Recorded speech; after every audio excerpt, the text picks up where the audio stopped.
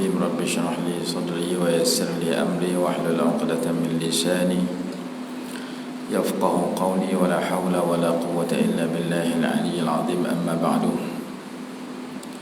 Sebelum kita sambung pengajian kita pada pagi ini, ada 1, 2, 3 soalan yang dihantar kepada saya, 5 soalan ni. Jadi kita bincang soalan tu dulu. Kalau ada masa kita sambung baca kitab, tak ada masa kita pakai parabihan ni ya. Soalan yang pertama, jika seseorang yang uzur kena tayamum, bagaimana cara jamak dan qasar? Adakah kena tayamum 2 kali? Tayamum tu 2 anggota, muka dengan kedua tangan. Sama ada cedera itu pada tubuh badan kita, di kaki ke, di tangan ke, di mana? Tayamum 2 anggota. Kalau kaki dia tak boleh basuh, tayamum muka dengan kedua tangan. Jangan duk pilomok debu di kaki pula. Jadi muka dengan tangan. Muka tu tepuk debu tu, buang dulu, buang tang lain lah. Tepuk sini, buang, jangan banyak kan, buang di muka. Tarik. Cuma tangan tu kita nak kena tengok 3 tempat. Kiri, sebab tangan kiri yang nak sapu ni. Tempat yang pertama, hujung jari. Tempat yang kedua, tapak tangan. Tempat yang ketiga, ibu jari. Jadi 3 ni nak kena perhati. Kenapa? Kerana 3 ini nak guna pada 3 tempat. 1, 2, 3. Dan masa kita nak sapu, yang ni kena tutup, sebab yang ni dengan nak guna belah kiri pula. Jangan kita tutup aku tu. Jadi tengok saya tunjuk. Jadi kita tepuk tangan di bawah ni, di debu ni. Sambil niat, sahaja aku bertayamum untuk mengharuskan sembahyang fardu kerana Allah Ta'ala. Sambil niat mengangkat sampai niat sampai sapu muka. Jadi kena sebut perkataan fardu, sama ada sembahyang fardu ataupun fardu sembahyang. Kalau tak sebut fardu, dia 3 tempat. Baik, macam mana 3 tempat tadi? Okey, sekarang kita nak sapu tangan kanan. Kita pusing tangan kanan yang kita nak sapu. Kerana debu ni kita nak guna lagi untuk tangan kiri. Jangan bagi bercampur sini dengan sini, lagi mustakmal sini. Maka 4 jari sini kita sapu bahagian belakang. Nampak? 4 jari ni bahagian belakang tapak tangan. Tarik. Bila kita tarik, yang ni tak kena ni. Yang ni nak guna jari ni sendiri. Jadi bahagian 4 jari ni untuk bahagian belakang lengan, tarik sampai ujung. Yang tapak tangan lagi kita pusing untuk bahagian ni pula. Tapak tangan guna untuk depan. Yang tak kenal lagi, yang tak guna lagi, jari ni dengan jari ni. Last sekali tarik sampai habis, maka sampai pergelangan belakang jari sebelah kanan. Selesai satu sebelah tangan. Jadi hak kedua pun begitu juga. Pusing yang ni, sak kuno macam silat pula. Letak jari bahagian belakang. Nampak? Jangan terlajak aku tu. Lagi nak guna ni. Ni nak guna belah depan. Jadi tak sama-sama jari ya. Tarik sampai habis. Jadi bahagian belakang dah kena 4 jari ni.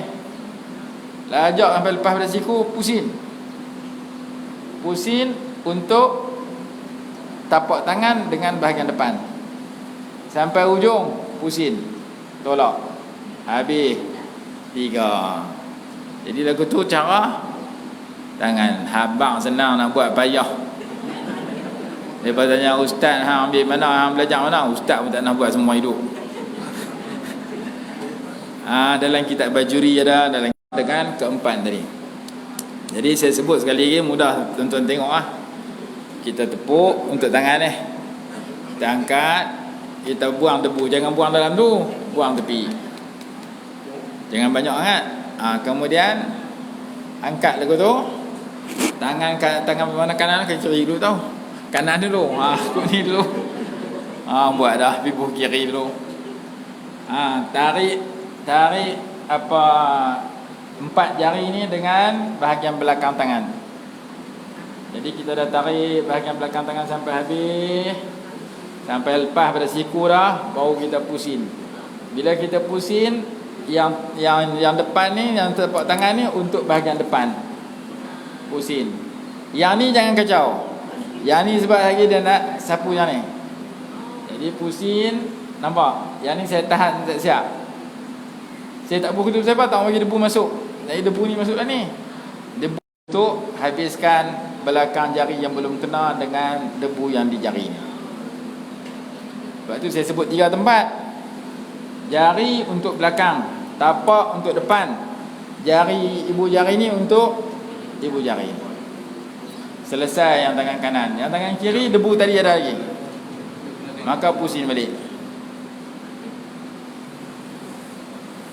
Habis. Sekali ya. Selesai. Jadi tayamum untuk niat mengharuskan sembahyang fardu. Oi, susah nak buat. Abang sedang nak buat susah, dia tak nak buat. Baik, soalan dia, kalau seorang tu nak jamak qasar, apakah dia kena tayamum 2 kali? Kaedah ulama sebut dalam kitab, wa yatayammamu li kulli fardin. Tayamum bagi setiap satu fardu dan beberapa sunat dan beberapa jenazah. Dengan arti sekali tayamum, sekali sembahyang fardu. Nak sembahyang fardu yang kedua kena tayamum lagi. Kalau sekali tayamum dah guna untuk sembahyang fardu, boleh tak guna untuk yang lain sunat? Sunat banyak mana? Berapa ribu rakaat pun tak apa. Lepas-lepas sembahyang sunat ada orang umai jenazah, nak sembahyang jenazah 5 jenazah pun tak apa. Jadi jenazah dengan sunat sekali tayamum boleh guna sebanyak mungkin. 10 kali sembahyang jenazah pun boleh, 20 rakaat sembahyang tarawih pun boleh. Untuk fardu tak boleh. Satu fardu, satu tayamum. Dengan arti kalau dia sembahyang jamak qasar, dia kena 2 kali tayamum. Sekali tayamum untuk fardu yang pertama, sekali tayamum untuk fardu yang kedua. Tak boleh. Hendaklah dia bertayamum bagi setiap satu fardu. Satu fardu, satu tayamum. 2 fardu, 2 tayamum. Mungkin soalan yang timbul, saya sembahyang jamaah takdim. Jamaah takdim kena mualat, kena berturut-turut. Sekali saya tayamum ada terselang masa. Selang masa kerana tayamum tidak memutuskan mualat. Kenapa tak memutuskan mualat? Kerana mualat itu maksud berturut-turut tu sekurang-kurangnya kadar 2 rakaat sembahyang. Saya habis sembahyang yang pertama, saya makan dulu sepinggan, lepas tu saya sembahyang yang kedua. Tak memutuskan mualat kalau tak sampai kadar 2 rakaat. Cuma orang tak nak bekerja aku tu. Jadi maksud sembahyang yang mesti mualat jamak takdim tu mesti sembahyang pertama dengan kedua tak boleh dipisahkan. Bila tak boleh pisah, kita duk buat apa lepas tu? Kita hanya qamat. Jadi kalau seseorang tu nak terkentut ataupun nak terkencing lepas pada sembahyang pertama, dia terkentut, dia ambil sembahyang, dia main sembahyang, tak putus mualat lagi. Kalau masjid tu tak besar macam jadi haram lah. Kalau dekat di sini pergi sekolah tu ambil sembahyang mai, apakah sampai kadar sembahyang 2 rakaat? Tak sampai, maka mualat masih ada, tak putus. Jadi kalau kita nak sembahyang 2 fardu dengan 2 tayamum dan sembahyang itu jamak takdim, pastikan lepas bagi salam terus tayamum yang kedua, terus sembahyang. Wuduk nak kena ambil, tak batal. Tadi ada dah. Kan kita ambil wuduk. Wuduk ni boleh sembahyang untuk berapa rakaat pun. Oleh kerana kita bagi salam yang pertama, tayamum kita dah selesai dengan sembahyang yang pertama, wuduk tak kena ambil lain. Pasal apa? Wuduk masih ada, kita tak kentut lagi. Maka lepas pada sembahyang pertama, kita hanya perlu tayamum untuk sembahyang yang kedua. Jika seseorang yang uzur sebab istihadah atau salisul baul, Istihadah mana darah yang datang berterusan, ataupun keputihan, atau salisul baul, kencing yang berterusan, atau orang yang kena penyakit batu karang, pi kat hospital, doktor buat operate, dia kena buh beg di tepi ni. Semua semayang dia sama. Jangan dia tak, aku tak mau semayang, yang kencing duduk dah sebelah. Tu tak betul. Yang tu nama dia wudu orang ashabid darurah, orang dalam keadaan darurat, dalam keadaan sakit. Yang tu mesti masuk waktu dulu kalau menurut mazhab Syafi'i. Jangan buat sebelum tu. Kalau sebelum tu mazhab Hanbali. Mazhab jumhur kebanyakan ulama masuk waktu dulu, dibersihkan dan diwudukan, dan dilakukan wuduk dengan niat untuk angkat. Dua ada selalu. Maka niat dia, sahaja aku berwuduk untuk mengharuskan sembahyang fardu kerana Allah Ta'ala, ataupun untuk mengharuskan perkara yang diperlukan oleh sembahyang kerana Allah Ta'ala. Dia kata jika seorang istihadah salisul baul wuduk hanya untuk satu solat, adakah dalam masalah jamak kena 2 kali wuduk dan 2 kali cuci? Ya, jawapan dia ya. Cuma masa kita cuci dengan kita wuduk itu tidak memutuskan mualat kalau menjangka masanya singkat, tak lebih daripada kadar sembahyang 2 rakaat. Kalau lebih itu putih mualat, dia kena sembahyang asing-asing. Soalan yang ketiga, jika musafir dengan kapal terbang tak ada air dan wudu, ni kena tambah jika musafir dengan kapal terbang sebelum Covid, di KL lah, naik di Al-Ustaz, turun di Subang, tu pun sehari sekali ya. Hak nu dibatalkan, hak ni dibatalkan. Jadi saya duduk di Kuala Lumpur musim Covid ni, tengok pagi ada, petang tak ada, kadang sehari sekali, sehari 2 kali payah jumpa. Hari tu saya nak balik daripada Kuala Lumpur, tiket saya pukul 3 petang, saya pun sampailah pukul 2 nak check in. Dia kata terbang pukul 1 tadi. Tak pernah jadi. Lalu duduk delay pas ke belakang, ni pas ke awal. Saya kata apa, siapa terbang pukul 1? Oh, kami ubah dah. Pasal ubah-ubah orang tak ramai, jadi dia himpun hak pagi dengan petang tu buh tu terbang. Hak pagi sekian bilangan, hak petang sekian bilangan, akhirnya payah dia buh tengah-tengah pukul 1. Hak pagi dia suruh main tengah hari, hak petang dia suruh main tengah. Abang dia kata kami hantar mesej dah. Bila? Kemarin. Buka-buka dah sungguh mesej tak baca. Duk baca WhatsApp lah. Dia bukan hantar ke WhatsApp, hantar ke mesej. Jadi baca-baca tak ada. Nak balik juga ke Kedah hari Jumaat, esok ada kuliah duha di pondok saya, terpaksa beli kapal terbang baru, tiket kapal terbang baru. Saya beli ada. Jadi itu hilang betul saja. Jadi kalau kita naik kapal terbang, musafir dengan kapal terbang, dia kata tidak ada air untuk berwuduk dan tidak ada debu tanah untuk tayammum. Bagaimana cara nak jamak solat jamak qasar? Kalau kita naik kapal terbang, air ada, bukan tak ada.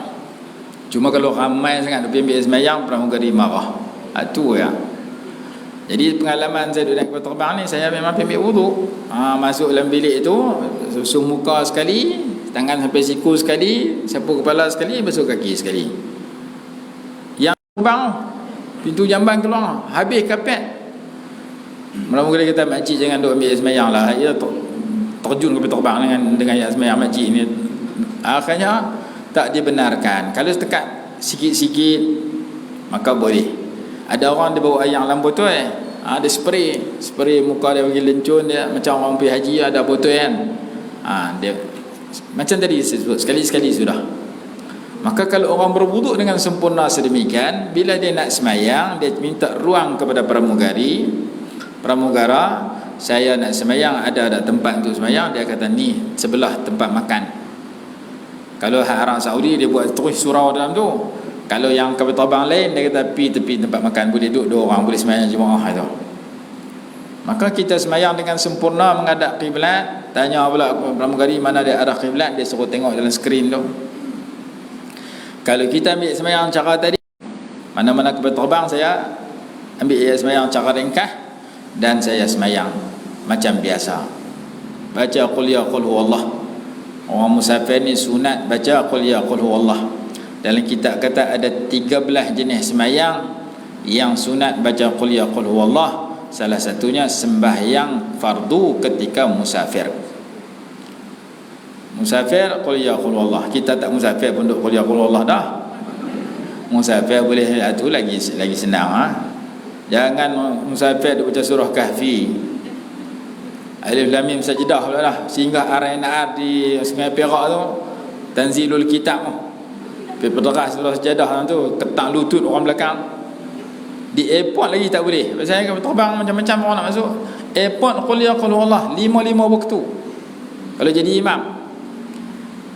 Piduk tarik ayat tengah-tengah tu, makmum belakang bila dia. Dalam kitab fiqh kata sunat baca qul ya qul huwallah. Dalam kitab kata ada berbelah-belah tempat yang sunat baca qul ya qul huwallah. Semayang ba'diyah, semayang qabliyah, semayang sunat musanat musafir, semayang sunat pulang daripada musafir, semayang maghrib malam Jumaat. Ni tuan-tuan boleh amal sebab tak musafir.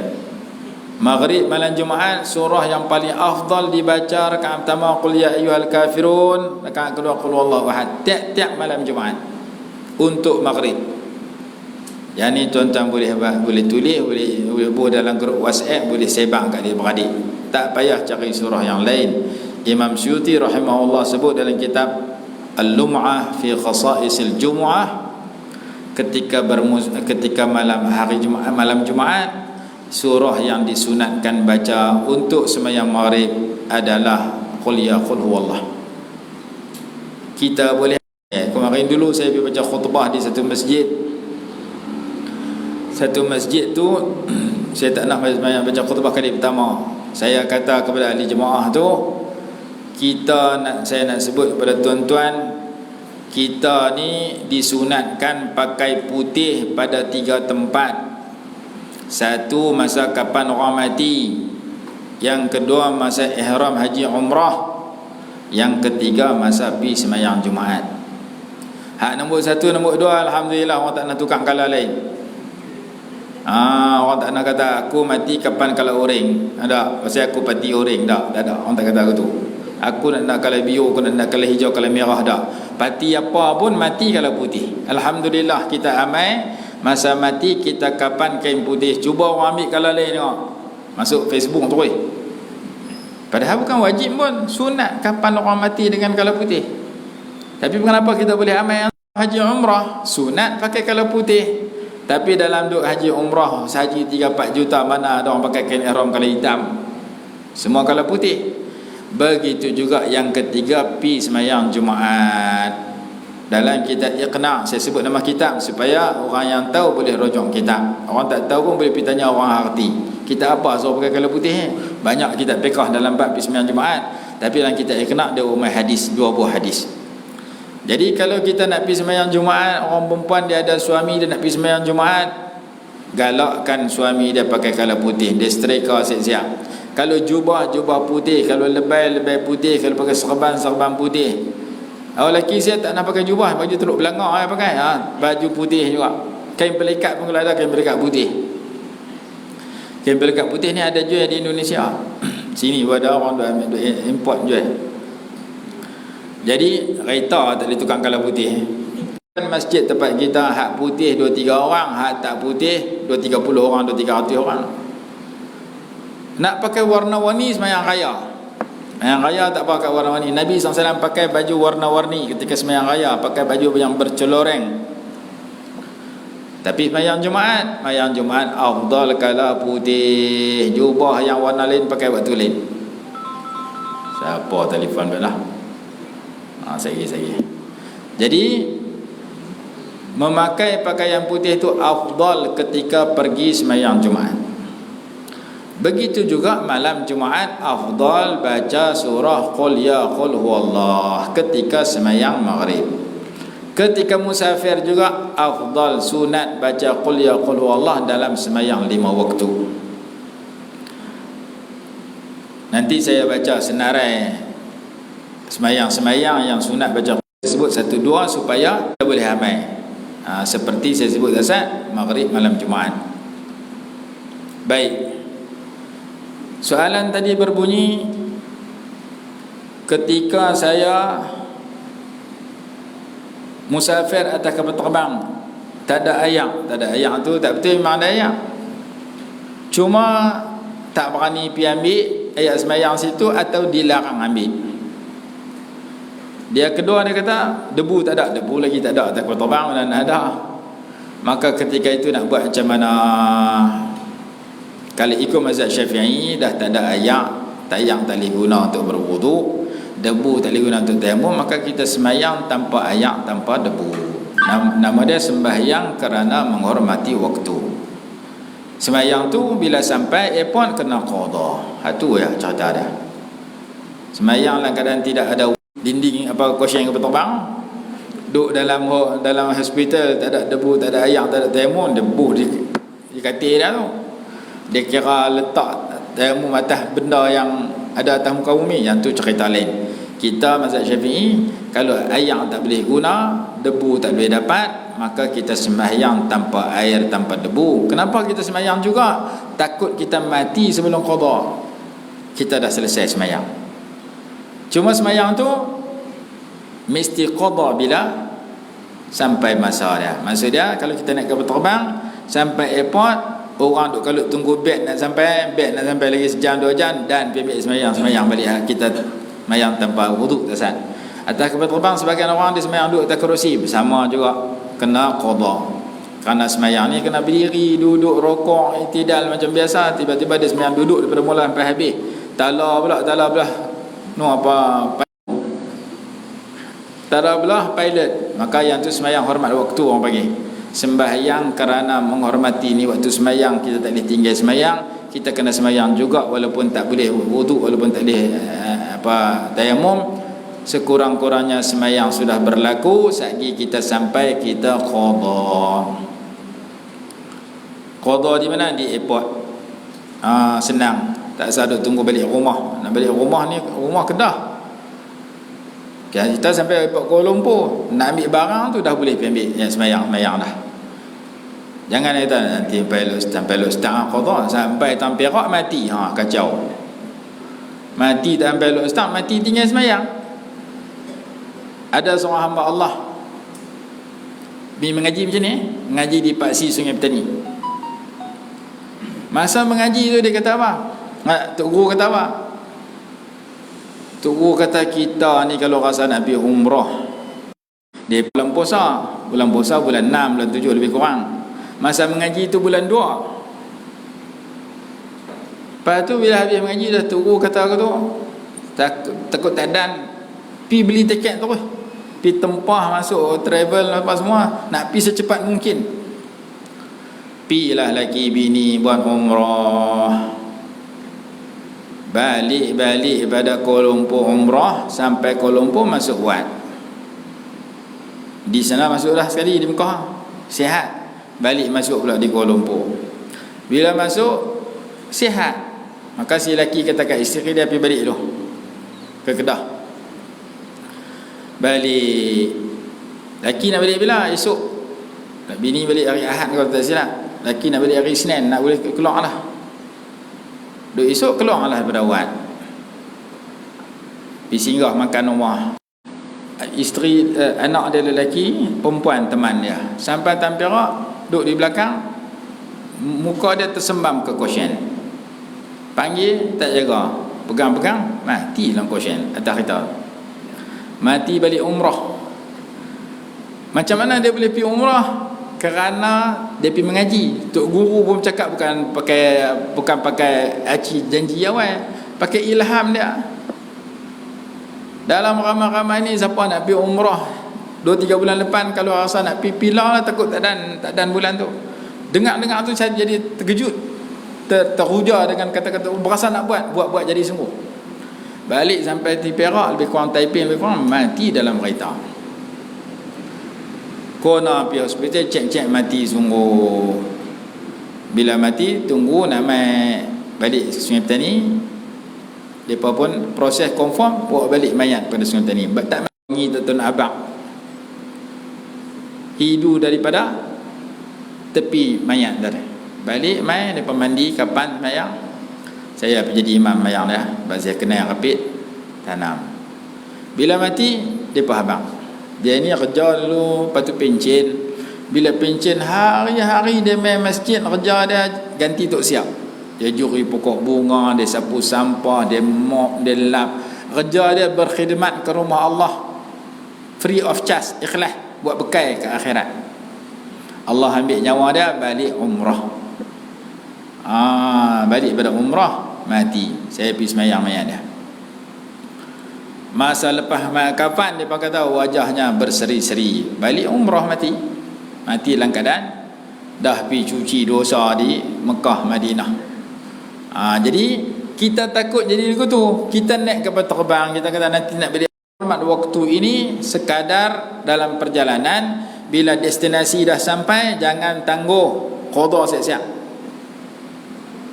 Takut kita tak sampai rumah, mati tengah jalan, mati tinggal semayang. Sebahagian jemaah yang kita lihat, kita naik kapal terbang balik umrah ni dengan banyak travel ni, kumpulan ni. Dia baru balik umrah, buat cuci dosa bersih, naik kapal terbang tak semayang. Time makan dia jaga pula. Time semayang dia lena, kerong lena. Time makan jaga pula. Time makan dia boleh celek makan, lepas tu tidur balik. Time semayang dia tak dia buat. Yang ni kerana dia tak tahu bahawasanya semayang tu wajib, lagi tak keluar waktu, wajib kena qada.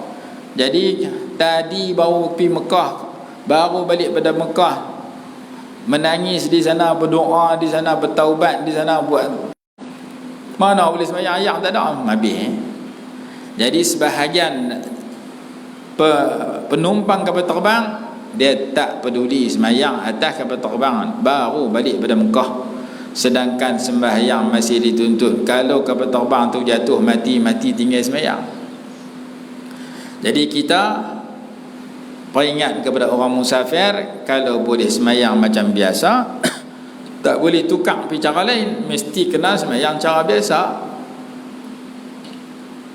Kalau yang tak boleh tu kerana hak biasa dah tak mampu, maka baru boleh kita semayang lagu mana pun, tapi yang tu kena qada. Mai aliran pula lah, aliran satu lagi, kaum mudah. Kan kaum mudah dia kata tak ada semayang hormat waktu ni. Ni ada juga. Adik-beradik kita pergi mengaji boleh Wahabi tak mana tau.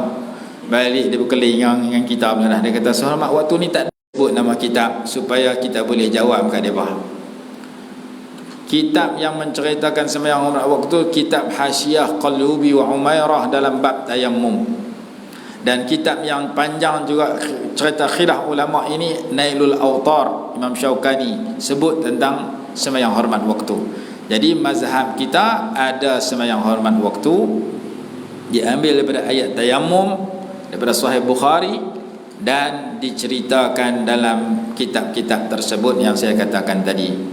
Jadi kalaulah tidak ada ayak, tidak ada debu, maka sembahyang lagu mana pun tak ada ayak, tanpa ayak, tanpa debu, tapi bila sampai besok kena qada. Soalan yang keempat, jika musafir pakaian kena najis, bagaimana cara nak solat jamak qasar? Tukar pakaian baru. Nak basuh semua tu di rumah, mesti pakai mesin basuh. Kalau boleh cuci najis tu, hilang ain dia, hilang warna rasa, semayang.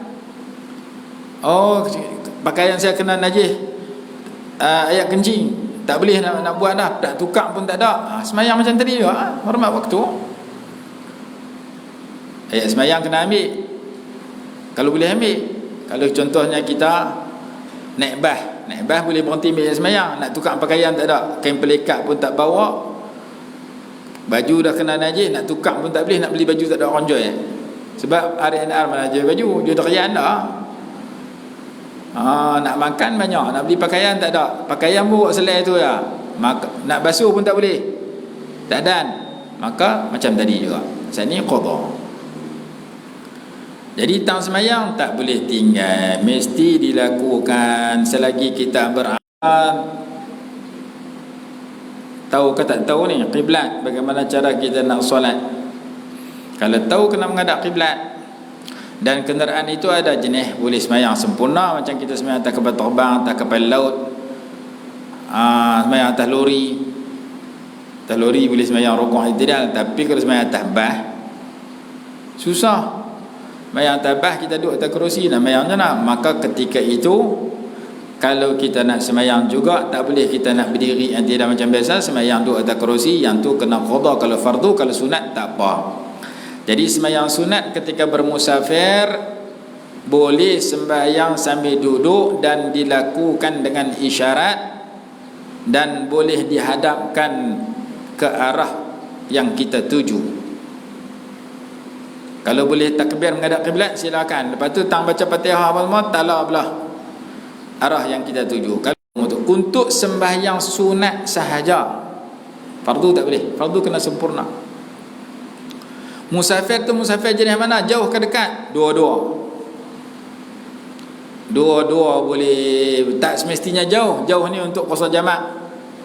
Musafir dekat duduk di Tandok, musafir duduk di Masjid Sultanah, musafir pergi Simpang 4. Simpang 4 dengan Masjid Sultanah kan jauh mana? Sembahyang atas motor. Sembahyang sunat ba'diyah. Dia sembahyang lohor di sini, lepas lohor dia nak pergi Simpang 4. Sini Simpang 4 bukan jauh mana. Sini Alok Janggui, sini Kuala Sungai, dekat lah. Dia sembahyang sunat atas motor menghadap Kuala Sungai. Boleh ke tak boleh? Boleh. Cuma jangan duduk sujud atas handle motor.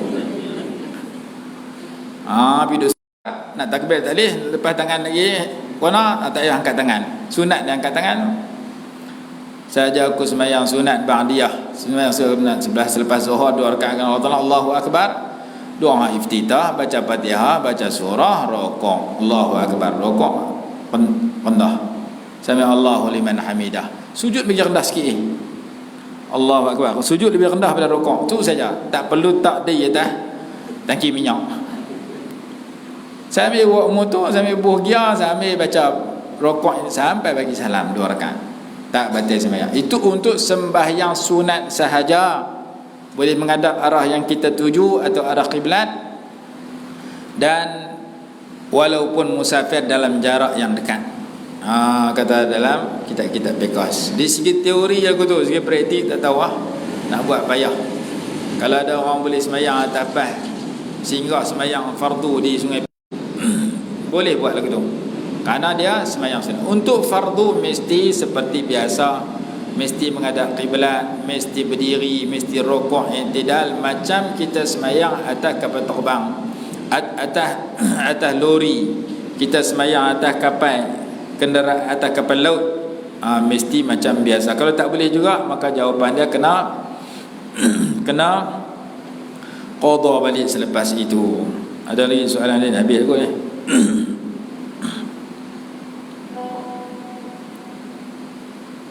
Baik, habis. Saya tambah sikit lagi tentang puasa. Kerana kita duk puasa, saya nak sebut satu benda iaitu orang yang tak puasa. Orang yang tak puasa bila dia tinggal ada 4 jenis. Jenis pertama qada saja. Jenis kedua bayar fidyah saja. Hak keempat qada pun tak kena, fidyah pun tak kena. Jadi kita tengok dulu yang pertama, iaitu kena qada, tak kena fidyah. Orang yang meninggalkan puasa kerana keuzuran yang boleh sembuh, sakit kepala, buka puasa kerana tak larat gastrik, ataupun musafir, yang tu kena qada, tak perlu fidyah. Yang kedua fidyah saja, tak perlu qada. Siapa yang kena fidyah tak perlu qada ini? Orang tua yang terlalu tua, yang tak mampu puasa sungguh. Dia panggil asy-syaikhul harim. Orang tua yang telajak, tua tak larat sungguh-sungguh sehingga dia tak mampu nak puasa. Yang tu tiap-tiap hari bayar fidyah sehari 1 cuba. Ada harapan sembuh. Al-maridul ladzi la yurja bur'uhu, sakit teruk pakai tak sembuh dah sakit ni, doktor pun tak bagi puasa. Orang lagu ni banyak fidyah setiap hari, jangan puasa. Yang ketiga, wajib dua-dua. Qadha pun kena, fidyah pun kena. Dua jenis manusia. Satu orang yang meninggalkan puasa pada Ramadan yang lepas raya patut dia qadha, dan dia mampu qadha, tiba-tiba dia tangguh sehari masuk puasa tahun ni. Dia tinggal tahun lepas 7 hari sampai hari ni baru sedar, lah aku tak qadha 7 hari itu. Setelah Ramadan dulu dia tinggal 7 hari, Ramadan tahun ni baru sedar kata dia tak qadha, maka lepas raya ni dia kena 1 tahun langkah. Oh, ustaz baru habang lah, saya tahun lepas saya qadha elok, saya tinggal 15 tahun lepas tu. Ni baru sedar 15 tahun tak pernah qadha. Berapa hari tinggal? 7 hari. 1 kali 7 kali 15. 7 hari yang ditinggalkan kali dengan 15 tahun yang langkah tahun yang ditinggal, baru sedar hari ni. Kira apa-apa, saya matematik tahu apa pandai. Nak kira memang susah lah. Maka dia kena bayar fidyah sebanyak 15. 1 hari 15 cupak. 7 hari kali dengan 15 cupak. Kerana apa? Kerana langkah 15 tahun. Dia tak puasa apa-apa, segan lah baru bertobat. Kira ustaz bukan 15 tahun, bukan tahun tu saja, tahun kedua pun tinggal, tahun ketiga pun tinggal. Tahun pertama kali 15, tahun kedua kali 14, tahun ketiga kali 13. Jadi tak hari kena qadha. 10 tahun 10 cupak sehari. Langkah 20 tahun 20 cupak sehari. Saya lah ni umur 70 ustaz, saya tak nak puasa semua hidup. Ni baru mula puasa tahun umur ke 70 jadi dia tinggal puasa daripada 15 sampai umur 69. Kira 30 hari tak puasa kali dengan sehari, setahun secupak. Maka tahun yang ke-16, umur dah 16 sampai umur dah 70, kira berapa tahun? Untuk 30 hari kira berapa cupak? Sedang-sedang 3 trailer kena bayar. Pasal langkah tahun. Lepas tu orang tanya, ayah saya luar sana tak nak puasa, mati dah. Saya nak tolong bayar fidyah ke dia, nak buat macam mana? Mak saya pun saya kena tak puasa, umur hidup tak nak puasa. Jadi saya nak tolong bayar fidyah ke dia macam mana? Kalau ikut yang pertama dia kena kali macam tu. Kalau dia tak puasa selama 40 tahun, dia mati umur 60. Tolak 15. Untuk tahun yang awal sekali kena kali 1 hari 45. 30 hari kali 45. Tahun kedua 30 hari kali 44. Lepas tu kali 43. Tengok 3-4 trailer. Itu pendapat pertama dalam mazhab Syafi'i. Tengok kena bayar fidyah tak puasa RM40,000. Kalau mampu, inilah pendapat yang terbaik. Kalau tak mampu, pilihan kedua, ada qaul yang kedua, diberikan kelonggaran, tak mampu nak bayar. Pilihan kedua, tak perlu ganda, tak perlu kali. Maksudnya kalau 45 tahun tak puasa, setahun 30 cupak, 30 kali 45 sudah dapat macam mana? Hak tu lah. Hak tu pendapat kedua, bagi orang yang tak mampu daripada tak bagi langsung fidyah. Kalau yang terbaik, pendapat pertama, diganda, dikali mengikut tahun tu. Itu kalau langkah tahun. Saya tak qadha, sedang tinggal 3 hari lagi nak Ramadan, saya baru qadha. Saya tinggal 7 hari, saya hanya sempat qadha 3 hari saja, 4 hari lagi tak dan. Maka 4 hari itu kena qadha lepas raya nanti, dan kena bayar 4 cupak. 3 tadi dah qadha dah, tak perlu. Itu orang pertama yang kena qadha dan kena bayar fidyah. Orang yang kedua kena dua-dua, qadha pun kena, fidyah pun kena. Dia berbuka ataupun dia tidak berpuasa kerana bimbang kepada kesihatan orang lain. Dia tak puasa kerana takut mudarat orang lain, bukan mudarat diri dia sendiri. Siapa dia?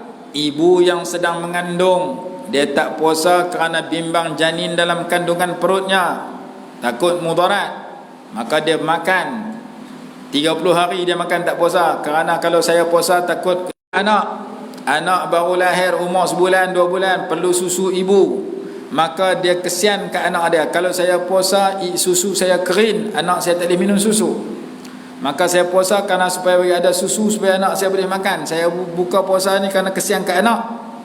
Walaupun anak sendiri, walaupun anak susuan, walaupun ambil upah anak orang,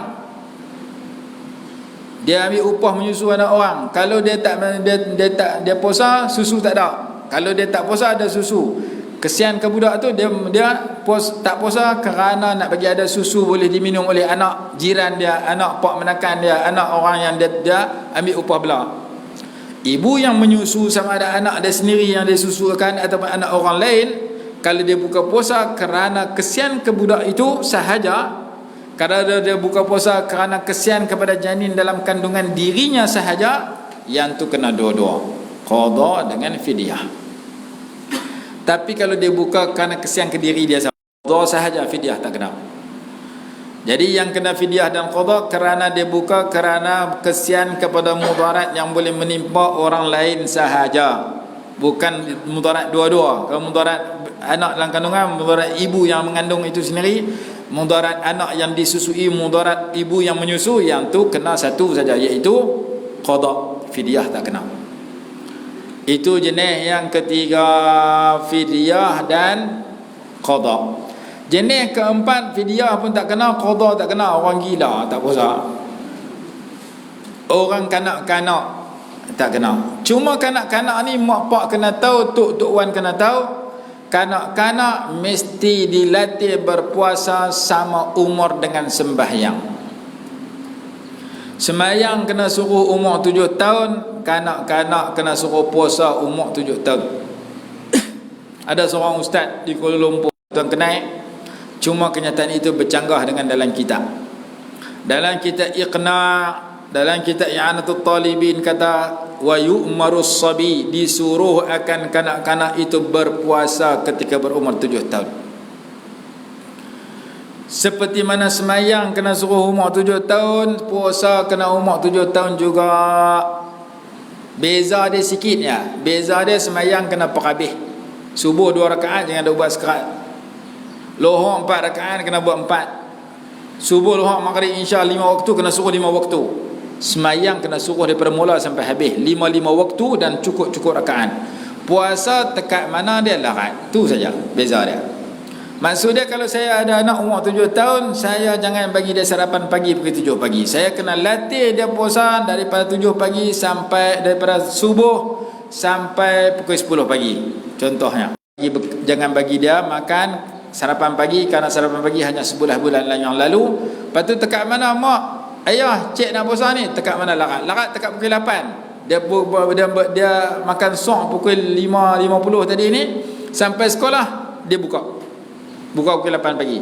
Tak apa, tapi awal sangat pukul 8, pukul 10 lah mudah. Dia larat tekat pukul 10, suruh dia puasa tekat pukul 10. Bawa bekal, waktu rehat makan, waktu rehat minum. Lama mana nak buat ni? Setahun nak sebulan pun sebulan lah. Yang penting tiap-tiap hari kita latih dia puasa. Jangan paksa sampai maghrib, takut mudarat dia. Tekat mana dia larat. Mungkin tekat pukul 10, 5 hari yang pertama, seminggu 10 hari yang pertama. Tekat pukul 2, 10 hari yang kedua. Tekat pukul 3, 10 hari yang tekat pukul 4, 10 hari yang terakhir. Maka sebulan darjah 1 tu dia puasa sekali. Puasa sama semayang. Semayang kena suruh umur 7 tahun, puasa kena umur 7 tahun juga. Jangan pagi-pagi dah bagi nasi goreng Cina, tengah hari nasi goreng Hindu, tak puasa terus. Dia kata berkesian baru 7 tahun, sedangkan dalam kitab suruh latih. Itu yang kedua. Yang pertama semayang. Semayang ini ketika umur 7 tahun. Ketika umur 10 tahun dia masih segan semayang, ketika itu kena suruh, dia tak mau semayang, kena tibai. Hadis kata, suruh anak kamu semayang ketika berumur 7 tahun. Apabila dia dan pukullah mereka ketika berumur 10 tahun dan pisahkan tempat tidur. Jadi hadis tu kata bila umur 7 tahun, 2 benda kena, 10 tahun 2 benda kena buat. Kalau dia semayang cukup, tak apa, bagus. Kalau dia tak semayang, segan lagi semayang, masa tu kena tibai. Supaya kalau tak tibai 10 tahun, kena tibai 1. Kalau dia tak semayang lagi.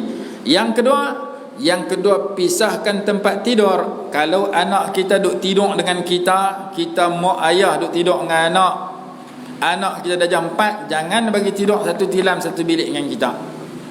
Oh, ni anak bongsu ustaz, baby saya panggil. Umur apa? Tingkatan 1. Tingkatan 1 duk tidur dengan mak ayah lagi. Yang saya cerita ni ada kejadian. Mak ayah kata, hak kecil-kecil dulu dari sekolah rendah tu kami dah suruh tidur bilik Yasin lah. Tapi hak ni anak bongsu sayang sangat, tingkatan 1 tak tidur dengan kami, tak lena dia. Umur 13 tahun duk tidur dengan mak ayah lagi, tak kena. Jadi ketika umur 10 tahun darjah 4, perkara pertama semayang, perkara kedua tidur. Jangan tidur dengan mak ayah satu. Yang kedua, jangan tidur dengan sama jantina. Lelaki kena bilik lain, satu bilik untuk mak ayah, satu bilik untuk anak perempuan, satu bilik untuk anak lelaki. Lah ustaz, berapa hebat lah, rumah saya 2 bilik ya ustaz ni. Kalau rumah 2 bilik, satu bilik untuk mak ayah, satu bilik untuk anak perempuan, anak lelaki tidur ruang tamu. Ruang tamu tak ada, tidur ruang pokok mutan. Yang penting anak lelaki dengan anak perempuan jangan bagi tidur sekali ketika berumur 10 tahun. Pisahkan tempat tidur sama dengan mak ayah, pisahkan tempat tidur sesama jantina. Lelaki tidur tempat lain, perempuan tidur tempat lain. Jadi yang ni banyak orang tak tahu dalam bab puasa. Kerana kadang-kadang kita terlepas pandang. Kita jadi tok wan tok baru tahu anak menantu kita tak main mengaji, tak tahu cucu kita tak nak puasa. Jadi kita ajak mereka berlatih, tapi jangan paksa sampai maghrib. Jadi mati dan cuma nak latih dengan tak latih saja. Jadi kesimpulan dia, yang ni maklumat yang penting kerana masyarakat kita sebahagiannya tak peduli tentang puasa ketika anak dah masuk darjah 1. Darjah 1 maksud dah habis, dan 7 tahun maksud dah darjah 2. Ataupun semayang pun begitu. Jadi semayang dengan puasa kena suruh sama naik, sama waktu umur mereka. Beza dia sikit saja. Semayang kena suruh cukup 5 waktu. Kalau dia jaga subuh juga pukul 10, dia tidur malam, dia bangkit pukul 10 tu kena qada subuh. Dia bangkit pukul 9 pagi, 9 pagi qada subuh. Yang penting kita ajak jangan tinggal semayang. Kita tak apa, subuh pukul 6 bagi kita orang tua. Anak kita jenis gerak tak mau bangkit, payah tidur kadang-kadang. Dia bangkit keluar waktu dah, keluar waktu pun kena qada. Ajak bagi dia semayang cukup 5 waktu, cukup rakaat. Itu untuk sembahyang. Untuk puasa dikatakan in ataqahu, jika budak itu yang penting puasa hari-hari tekat mana larat. Itu yang saya nak sebut, dan saya sebut nama kitab tadi supaya kita boleh ada pegangan dan rujukan, dan kita latih anak kita kecil-kecil untuk belajar puasa dah. Beza dengan kita dulu kata ustaz cerita ni, kami dulu orang Jepun dulu ni tak berapa puasa lagi masa sekolah rendah. Itu cerita zaman dulu. Kita cerita zaman lah, supaya kita boleh latih anak cucu kita buat ibadat dengan terbaik, semayang dan puasa ketika kecil-kecil lagi. Masa pun dah habis dah, kita berhenti tanya. Wallahu a'lam. Bismillahirrahmanirrahim. Alhamdulillahirabbil alamin. Wassalatu wassalamu ala sayyidina Muhammad wa ala alihi washabbihi wa sallam. Allahumma anfa'na bima 'allamtana wa 'allimna ma yanfa'una. وارزقنا علما ينفعنا برحمتك يا ارحم الراحمين. ربنا آتنا في الدنيا حسنة وفي الآخرة حسنة وقنا عذاب النار. صلى الله على سيدنا محمد وعلى آله وصحبه وسلم. الحمد لله.